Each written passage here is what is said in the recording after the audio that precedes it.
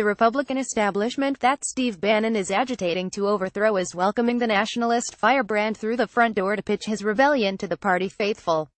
The California Republican Party's fall convention this past Friday, Washington's conservative Hudson Institute think tank on Monday, and a scheduled Macomb County, Mich. GOP unity dinner on November 8.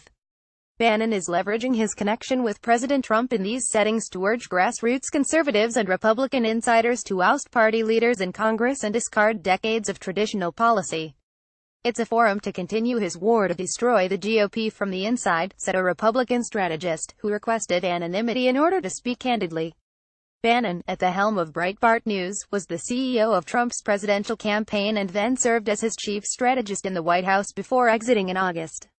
That relationship, combined with Republican voters' rising frustration with the GOP-controlled House and Senate, has earned Bannon and his 2018 insurgency strategy a modicum of credibility with Republican donors and activists that don't typically consort with anti-establishment instigators. Bannon is raising resources and recruiting challengers to run against Republican incumbents in Senate primaries, even those loyal to Trump, in a bid to depose Senate Majority Mitch McConnell, RKY. Bannon is similarly hostile to House Speaker Paul Ryan, RWIs, though he hasn't made a concerted move to toss him. It's nothing new for Bannon, who led Breitbart before joining the Trump campaign and used the outlet as a platform to undermine the Republican establishment from the outside. Now, he is using his prominence to weaken it from the inside. Republican voters are granting him an audience. Ticket sales are great. People want to hear the guy, a Republican insider in Michigan said Monday, regarding the Macomb County GOP's Lincoln-Reagan Unity Dinner. The Macomb County GOP could not be reached for comment on its decision to tap Bannon as headliner for what is essentially dinner to raise money, despite his threats on against party leaders and questioning of some closely held party policy on domestic and foreign policy issues. In part, the decision is financial. Creating excitement around local party events can be a challenge. Bannon might not sell everywhere. But in California, where the populist flamethrower keynoted the Friday evening dinner of the state GOP's fall convention, ticket sales were brisk. Jim Brulte, the California GOP chairman, said dinner tickets sold out twice. "We had to keep asking the hotel to allow more seats," he said in an email exchange.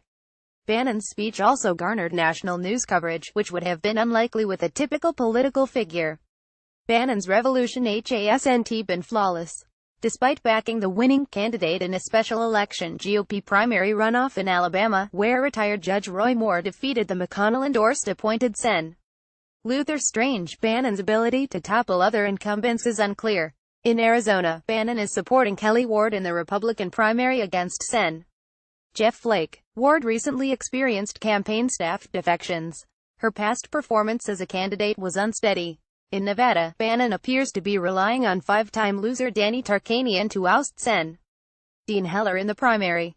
Meanwhile, Bannon's insurgency also is relying on Republican primary candidates with establishment backing, with no evidence that these individuals would vote against congressional leaders if elected, granted they might be more conservative than the alternative.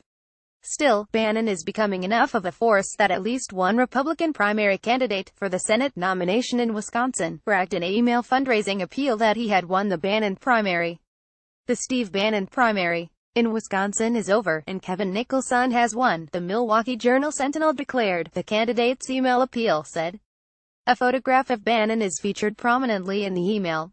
Some Republicans, while not dismissing Bannon, say that he is beginning to fill the role of anti-establishment figures on the right who often spoke at local GOP events in the past. That he is organizing a concerted rebellion rather than just fomenting discontent through the media, and that he has a Republican president's ear and general support, is unusual. But that some Republicans want to hear such a voice is not. There is an audience for this among a segment of party activists, said Doug High, a GOP strategist who previously worked for the Republican National Committee.